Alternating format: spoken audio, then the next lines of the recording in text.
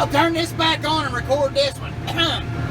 This here is about I would guess at least an 800 to 1,000 foot black oak. And we're gonna do a triple pass on him and take him down clean as a bean. I cut that beech out of the way because that summit and beech was hung, that black oak was hung up in that beech. I don't know why that forester didn't mark that beech. What I'm gonna do, I done punch that one side. You can tell how hard he's leaning forwards, boys. That's a hard leaner. Hey guys, I just want to break in here real quick. I've had a few people ask me about if there's if Josh has like a GoFundMe page or whatever for him, for his family, and look me up on my Facebook channel. I got it posted on the wall. Thank you guys. Later. There. Oh, sit there. Sit there. It's almost too much. Look, he's leaning forward and he tried to pull up out of the ground already. Oh, that was a lot. Boy, I'm getting cocky on this tree. Here we go. I ain't even going to grab this one because you can see there ain't much manipulating the guy's going to do on this one. I'm just going to come down and cut him off clean and smooth. I'm going to have to cut him a little faster than I want to cut him because I got to get the wood cleaned or else it'll pull fibers. There it is. Load up that poplar. Look at that. Flickering a daggone whistle. They pulled some up out of the ground, but it's cut flickering a whistle. Just cut the last tree I'm gonna cut this morning. Roger's got a few more to cut. Now, I'm gonna drive out here and show this so y'all can see to answer any daggone questions on can you do a good job with it? Can you get enough done with it? Well, and there we go. We cut for about an hour and a half, I guess. And there's a bunch laying down there. There's a couple bush trees. Now there's a freaking highway. Now I've done all the bush trees that I can do. And there's a highway just on the other side of this brush. There's been cars flying through here 60, 55, 60, 70 miles an hour all morning. Here's the canopy. There's the canopy and everything. I don't see any white tops or nothing around. And here's all we've cut. Oh, just shut my saw off. I'll show you all there's the butts. Split a little bit off that maple tree because I got cocky. But I'm in a hurry. I'm trying to get this son of a bitch done so I can get on the den and do her thing. Here's all the standing, what's going on. All the pushing and work off the road and stuff that normally, well, when you run that chainsaw cable skidder, it really soaks up some labor. Now I think I can cut that faster.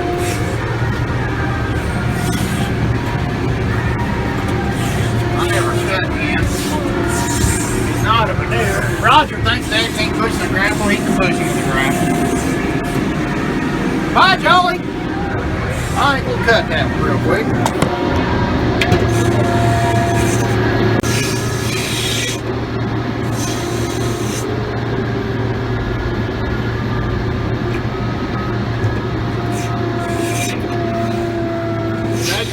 On the side. The naysayers like, oh, it's taking so long to go around a tree. Well, this is a two-man job when you ain't using a butcher. I'm one man. I got the pusher and the cutter right here in my fingers. Oh, I see what's going on here. He's got some back lean, baby, and he's leaning right for that road. I got this just right because I got to cut him off clean. He's a white oak tree.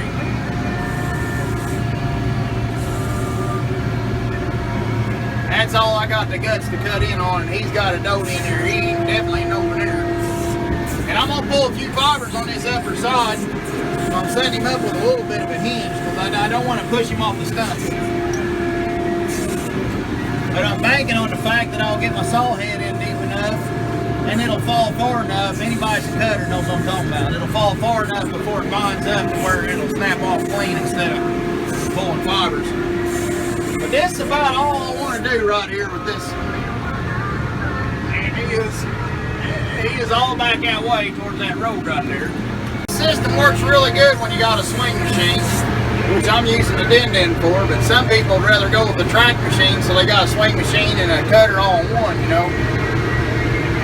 All right, here we go.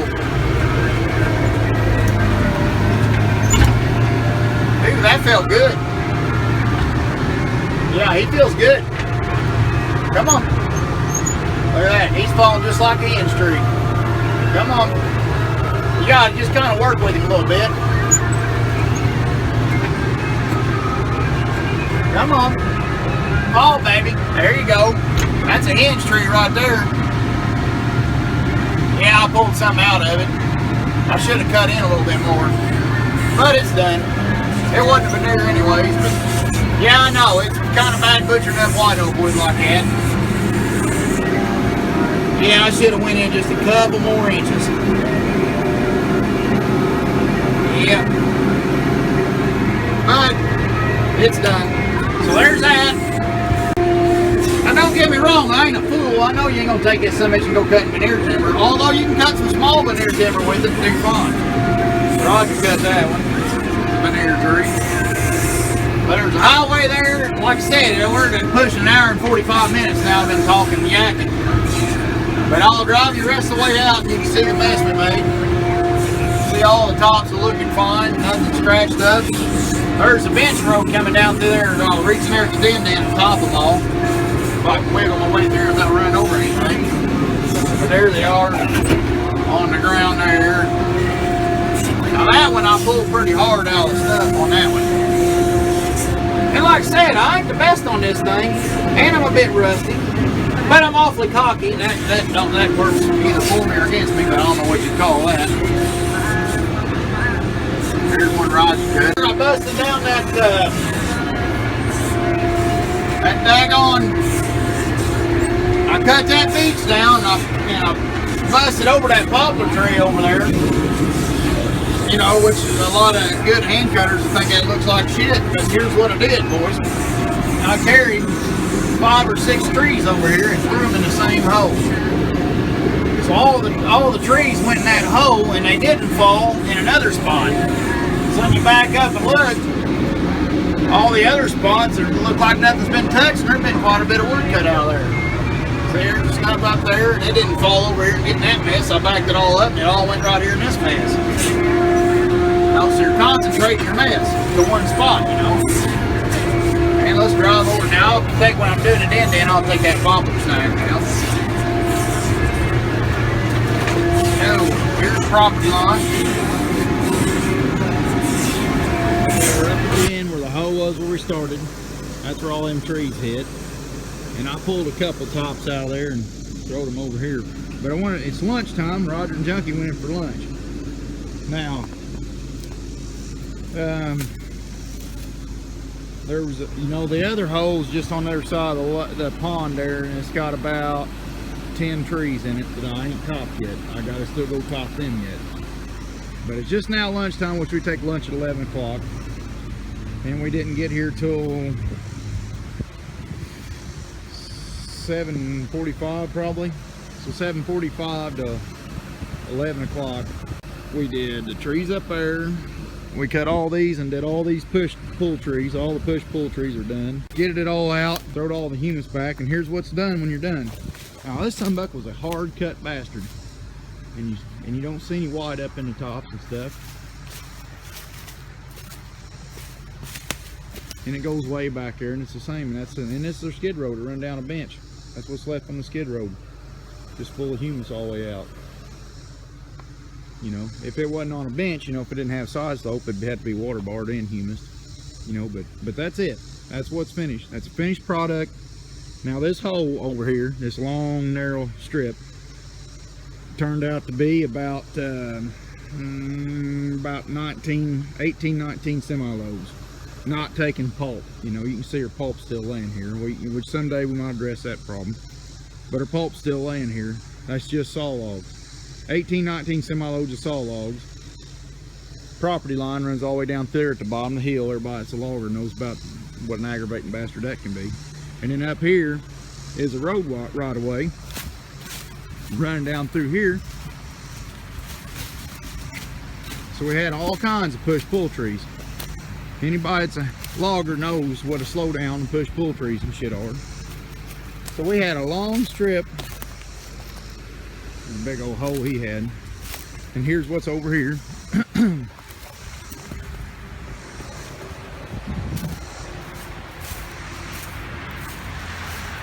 highway over here. It's kind of neighborhood you're logging in right there. Look at that.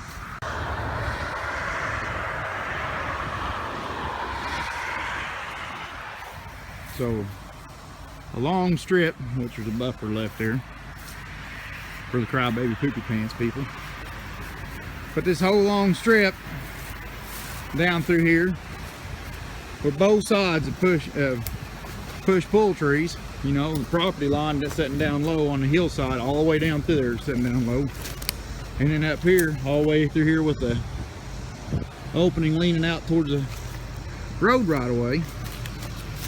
So anyways, getting back to my story, it's about 18, 19 semi-loads of grade timber. And has about a day and a half, well, it's actually a day and a half, not counting the little bit that's over there on the other side that I ain't topped yet. So it's a day and a half, and the skid's about medium to long skid, heading to the boom. And that's a day. And today Pee-wee ain't here, and Dad left a couple hours ago when we got back here after he helped push a couple for Roger. So just me and Junkie and Roger finished it up this morning. But there you go, there's your results. There's your results. The first day we cut 15 semi-loads out of this hole alone, and that was with Pee-wee on buncher, Roger putter decking on the saw and skidder bow, and Dad and Junkyard skidding.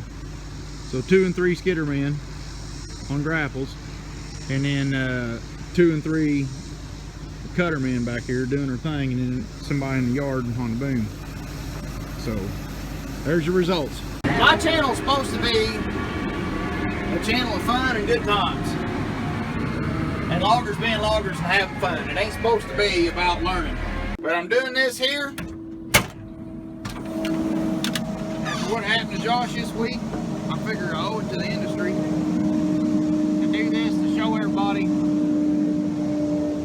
the benefits of having a buncher. See, you ain't got broken over shit up in there. Yes, this area was cut hard. And yeah, the mechanical logging does work better when you're in a hard cutting spot.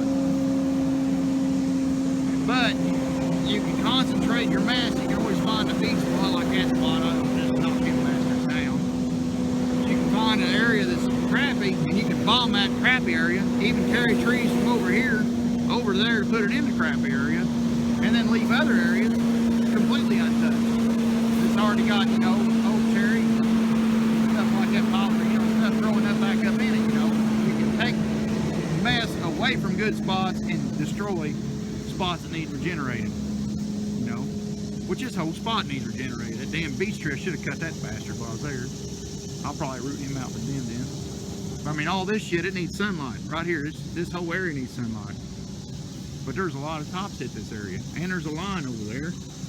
And like I said, all the trees you've seen down, that was cut in an hour and a half. And all the talking and bullshit I did made it an hour and 45 minutes probably. But I mean, it's nothing. Get on the damn den, throw all of it out. And what we'll get is we'll get 5 loads out of there. And at least 5 loads, hell, most of it. That's probably 5 semi-loads or so in an hour and a half. And I spent half that time talking on here. And then the den will clean it up another hour and a half. So that'd be 3 hours and 5 loads of logs. And it don't seem like much, but when you're comparing mechanical logging to hand logging, you don't stop to follow your chain, you don't dick around with this, that, or the other, you're not exposed, your insurance is cheaper. I mean, there's all kinds of ways that it pays you back in the long run. And the added other benefit is you can string out your days when you need to move more wood. You can work longer days if you need to. You can, because you still got the physical ability to do it, and you ain't mentally wore out to where you make bad decisions. And y'all know what I'm talking about, getting wore down where you're making bad decisions. So everybody can stay on the top of their game all day long. Keep your communications where you can talk between each other. And anyways, that's that. But that's the last video I'm going to do for educational. We'll be back to, I should be back into dingbat mode next week.